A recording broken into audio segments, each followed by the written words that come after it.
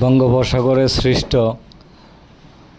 ঘূর্ণিঝড় রেমালের প্রভাবে গত 2 দিন যাবৎ ভোলা জেলার চরফ্যাশন উপজেলার উপকূলীয় অঞ্চলীয় বেড়িবাঁধের বাহিরে ডালচর, চর কুকরিমুকরি ও চরফ্যাশন উপজেলার 110 কিলোমিটার বেড়িবাঁধের বাহিরে অবস্থিত নিম্নাঞ্চল 6 থেকে 7 ফুট পানিতে প্লাবিত হয়েছে।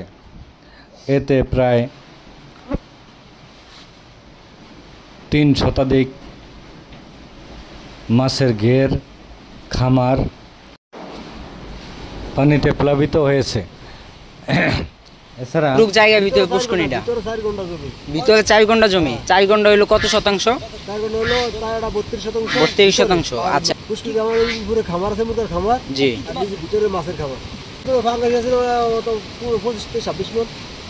শুধু পাঙ্গাসি চাষ করতেন? না, বড় সিলভার আছে, সারিসুরি আছে। মোট কত টাকা মাছ ছিল? মাছ ছিল কত, আর থেকে 3 লক্ষ টাকা। 3 লক্ষ টাকা মাছ ছিল। সবগুলাই কি পানিতে চলে গেছে? কার কাছে কোনো আর্থিক সহযোগিতা কি কামনা করেন? যদি আল্লাহ নসিবে রায় তো হইব।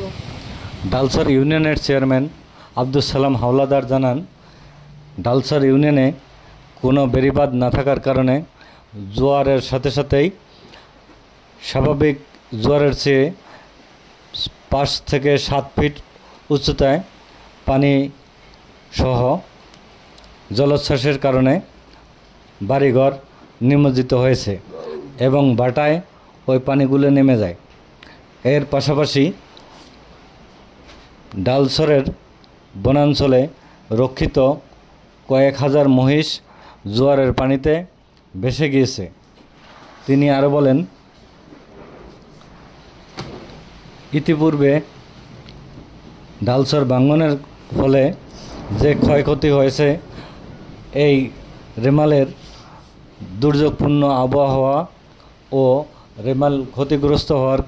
রেমালের আঘাতের ফলে আরও বেশি ক্ষতিগ্রস্ত হয়েছে। অপরদিকে ডালচর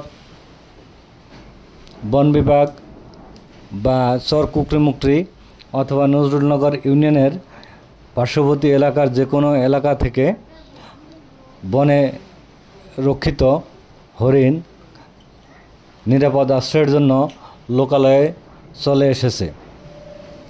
এ সময় পুলিশ খবর পেয়ে বন বিভাগ ও স্থানীয় লোকজনের সহযোগিতায় হরিণটিকে উদ্ধার করে নিরাপদে রেখেছে। পানি কমে যাওয়ার পরে হরিণটিকে বনে উন্মুক্ত করা হবে বলে জানিয়েছেন।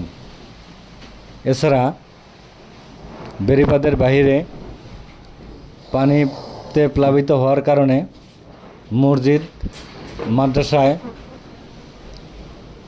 বাড়িঘরে গলা পরিমাণ পানিতে নিমজ্জিত হয়েছে।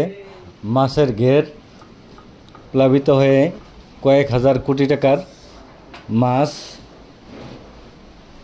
পানিতে ভেসে গেছে। আদিত্য জাহিদ, উপকূল টেলিভিশন, চরফ্যাশন।